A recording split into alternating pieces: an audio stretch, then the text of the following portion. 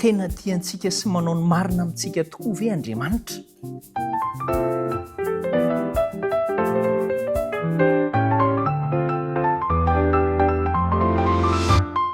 Falitafaraka aminao indray anio ao anatin'ity zanatohevitra rahantsika momba ny hoe ny fitiavan'Andriamanitra sy ny fahamarinan'Andriamanitra ity. Mety misy fotoana isika alaim-panahy isalasala ny amin'izany hoe fitiavan'Andriamanitra sy fahamarinan'Andriamanitra amintsika izany. Nahoana tsika no misalasala? Satria misy zavatra mbola tsy takantsika tsara ao amin'ny fomba hitantanan'Andriamanitra antsika. Rehefa miainga amin'ilay hoe tenin'Andriamanitra anankiray isika dia mety anana hevitra anankiray ianao ao anatin'izay. Ao amin'ny Deutéronomie 7 ny 5 anasako anao amin'ny anaran'i Jesosy. Ary rehefa voatolotra Jehovah Andriamanitra eo anoloanao reny ka resinao dia haringano mihitsy izy aza manao fanekena aminy na mamindra fo aminy. Izany no afatra Andriamanitra. Misy fitiavana ve izany? Toa mampirisika, hamono, handripaka. Tena tiantsika sy manao ny marina amintsika ve Andriamanitra? Andao alalinina kely fa izao ilay izy. Io tenin'Andriamanitra io, ilay hoe haringano mihitsy izy aza mindrana fo dia tena tenim-pahindrena sy tenim-pamindram-po izy io. Ary fahindrena sy famindram-po tsisy fetra, tsy manam-petra no nahatonga an'izany teny izany. Nahoana angaha ho ianao? Ny zavatra efa niseho ange dia izao efa fantatry ny Kananita mponina eo amin'ny tany izay idiran'ny Israely anie fa ireto zanak'Israely reto narovan'i Jehovah niala avy tao Egipta. Na dia ratsy aza ny lazany teo aloha hoe andevon'ny Egiptianina dia narovan'i Jehovah izy ireo.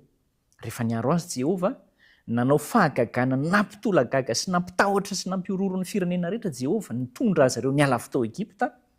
Na ny ranomasina mena izany na ireo ady maro samihafa izay efa hitantsika teo aloha izany.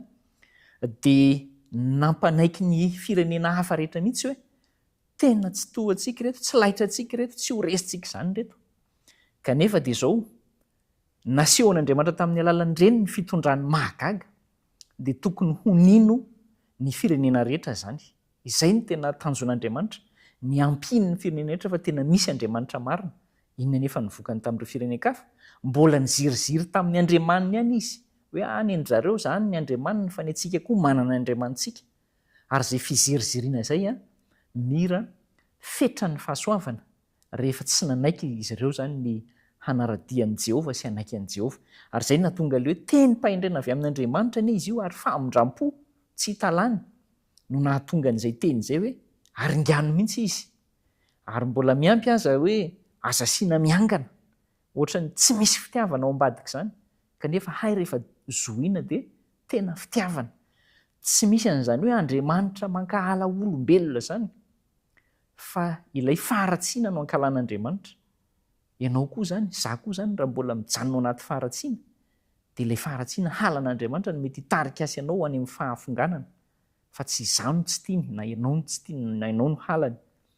Nalalaka ny fotoana nahazoan'ireo mponina nino an'Andriamanitra satria nisy 700 taona ny omanana tao anaty fivezivezen'ny zanak'Israely dia tsy nararotiny ho amin'ny fibebahana na ny fanekenan'Andriamanitra marina, Andriamanitra velona izany, fa mbola nitohizany ihany ny fiainany izay nanohy nitoky tamin'ireo andriamanitra izy.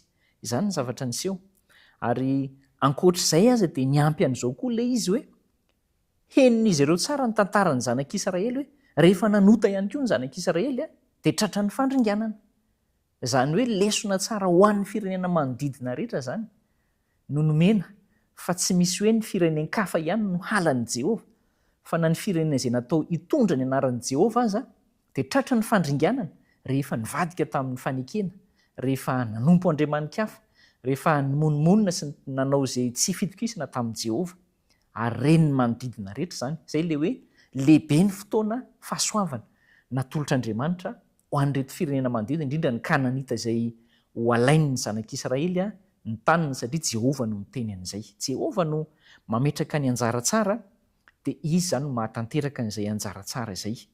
Noho izany rehetrarehetra izany raha ny fahaizina ny firenena sasany dia ny fahaizina koa ny zanak'Israely rehefa nanao ny tsy mety dia lesona ho an'ny rehetra fa Jehovah no Andriamanitra ary marina ny fitondrany fa tsy nytanila izy hoe ny zanak'Israeliana narovany a dia ny ankoatran'izay halany maizina tsia esorotso ao an-tsaintsika fa Andriamanitra dia nankahala olona taloha na masika tamin'ny antokon'olona taloha tsia fa fitiavana avokoa no nitondran'Andriamanitra ary famondram-po ho an'ny Kananita no tsy nahalany ritra azy menakavy ihany koa fantatsika fa nisy Rahabajanga sy ny taranany niaraka tamin'ny tao dia izany ilay hoe fahasoavan'Andriamanitra miasa amintsika izao ary hanao zava-dehibe mihitsy amin'izay miankina amin'ny Andriamanitra tadidio izay teny izay ho avy tokoa hanampy an'ireo izay manolo tena manontolo ho an'Andriamanitra sy hankatoa azy Andriamanitra ary hiady ho azy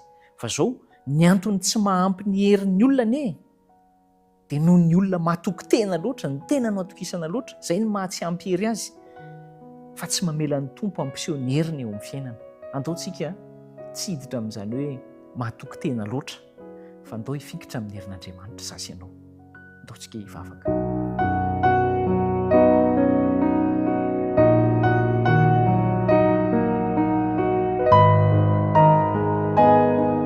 Tompo, mifona aminao zay amin'ny fahatokiany tena be eo aminay izay tsy mitondra mankany amin'ny fahombiazana matetika satria diso ny fiheveranay.